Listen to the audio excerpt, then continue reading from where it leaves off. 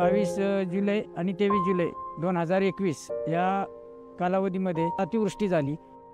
रात्रीचा 2 तासाचाच पाऊस प्रचंड एवढा पडला की होतेचं नव्हतं झालं।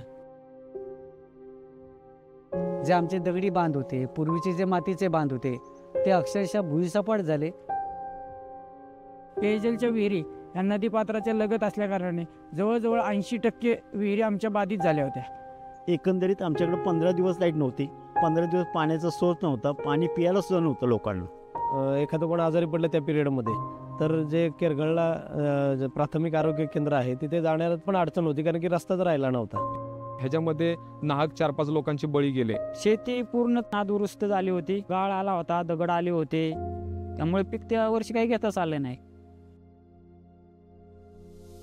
अशा परिस्थितीमध्ये आमचे काही मुंबईकर ग्रामस्थ आणि या विभागामध्ये आमच्या ज्या काही संघटना आहेत, ह्या संघटनांनी त्यावेळेला नाम फाउंडेशनकडे मदतीचा हात मागितला।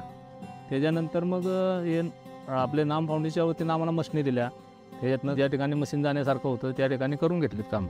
विहिरी आमच्या 12-13 फूट खोदून दिल्यात। छोट्या छोट्या JCP किंवा छोटे फॉकलिंगचे काम नव्हतं, म्हणजे मोठ्या घरासारख्या दगडी होत्या खूप जड, त्या मोठी मशीन असल्यामुळं त्यांना ते नदीपात्रात खोलीकरण करता आलं। नदीकाठच्या जे शेती वाहून गेलेली त्या शेतीला आणि विहिरीला संरक्षण प्लस रस्ता हे जे 2 कामं आमची महत्त्वाची पूर्ण झाली। त्याच्यामधून सगळ्यांनी नियोजन असं केलं की तो नदीमधला असणारा गाळ हा पूर्ण त्या शेतामध्ये टाकूया, म्हणजे नदी पण क्लिअर होईल आणि शेतजमीन देखील पूर्वपदावर, अशा दोन्ही गोष्टी एकाच वेळी झाल्या। आम्ही त्यानंतरचा येणारा जो पावसाळा 2022चा, त्या पावसामध्ये आम्ही आमची भात पिकं, नाचणीची पिकं त्या जमिनीतून घेऊ शकलो आणि आता त्यापैकी काही जमिनीमध्ये दुबार पीक म्हणून गव्हाचं पीक, हरभऱ्याचं पीक सुद्धा आपल्याला आढळून आलेलं आहे। आमच्या एका प्लॉटमध्ये साधारण एक 5 गुंठ्याचं प्लॉट असेल तरी त्याच्यामध्ये सर्व जातीची पिकं तुम्हाला बघायला मिळतील, की जेणेकरून कांद्यापासून येऊन कोथिंबीरपर्यंत, की आमचा भाजीपाला हा स्ट्रॉबेरी शेतामध्ये मिळतो आणि कमीत कमी आमचा 6 महिन्याचा उदरनिर्वाह हा स्ट्रॉबेरीमध्ये मिळतो। गेले साली हे सुधारवून दिल्यामुळं यंदा हे शेती करता आली। जुलै-ऑगस्टमध्ये भात पीक आणि स्ट्रॉबेरीची रोपं, म्हणजे हे मदरपासून आपण तयार करतो झाडं, ते होती। जे अतिवृष्टीमध्ये जे काही गाळ साठलेलं ना, तो नदीतला बाहेर काढला आम्ही आणि त्याच्यातूनच आम्हाला रोडच, थोडक्यात एक रोडच झाला आणि गाळ पण निघाला तो।